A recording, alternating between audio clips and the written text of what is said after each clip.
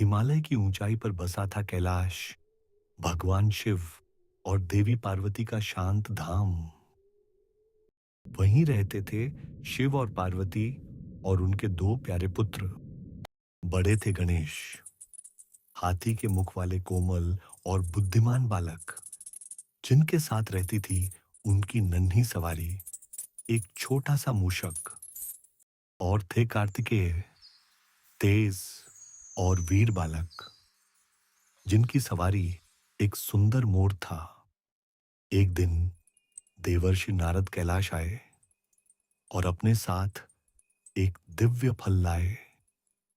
नारद ने बताया कि यह ज्ञान का अद्भुत फल है।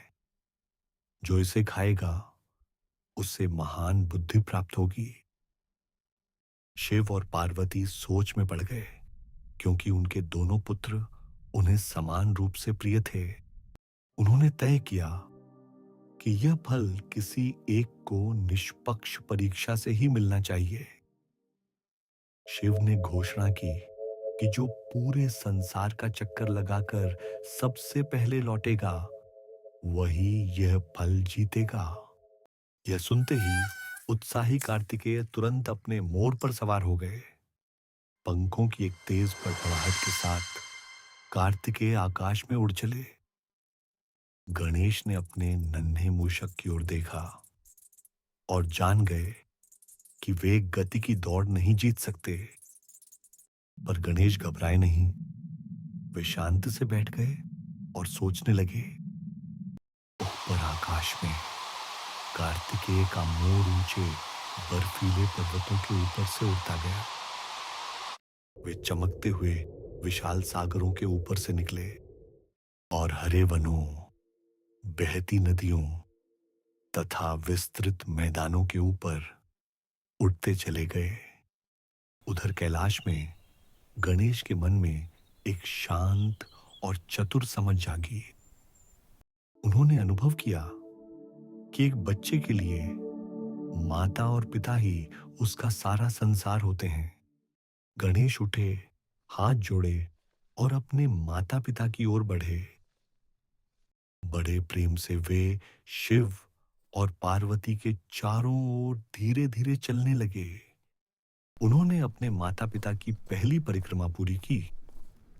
श्रद्धा से भरे हृदय के साथ उन्होंने दूसरी परिक्रमा पूरी की और तीसरी परिक्रमा पूरी करके वे अपने माता पिता के सामने नतमस्तक हो गए। गणेश ने कोमलता से कहा कि उन्होंने अपने पूरे संसार की 3 बार परिक्रमा कर ली है। शिव और पार्वती ने एक दूसरे की ओर देखा और गणेश की बुद्धि पर मुस्कुरा उठे। बहुत दूर कार्तिकेय अब भी रेगिस्तानों और बर्फीली चोटियों के ऊपर उड़ रहे थे। आखिरकार कार्तिकेय ने पृथ्वी का चक्कर पूरा किया और घर की ओर मुड़े। कार्तिकेय हांफते हुए कैलाश पर उतरे, यह सोचकर कि जीत उन्हीं की हुई है। पर उन्होंने देखा कि गणेश तो पहले ही उस दिव्य फल के पास शांति से बैठे हैं। चकित होकर कार्तिकेय ने पूछा कि उनका भाई उनसे पहले कैसे पहुंच गया। शिव और पार्वती ने कार्तिकेय को गणेश की बुद्धिमानी समझाई। उन्होंने कहा कि एक प्रेम करने वाले बच्चे के लिए माता पिता ही पूरा ब्रह्मांड हैं। और उन्होंने घोषणा की कि गणेश की बुद्धि और प्रेम ने यह परीक्षा सच में जीत ली है। शिव और पार्वती ने प्रेम से वह दिव्य फल गणेश के हाथों में रख दिया। कार्तिकेय थके हुए थे, फिर भी वे गर्मजोशी से मुस्कुराए। भाइयों के बीच कोई द्वेष नहीं था, केवल प्रेम। पूरा परिवार कैलाश पर साथ बैठा, सुखी और एक।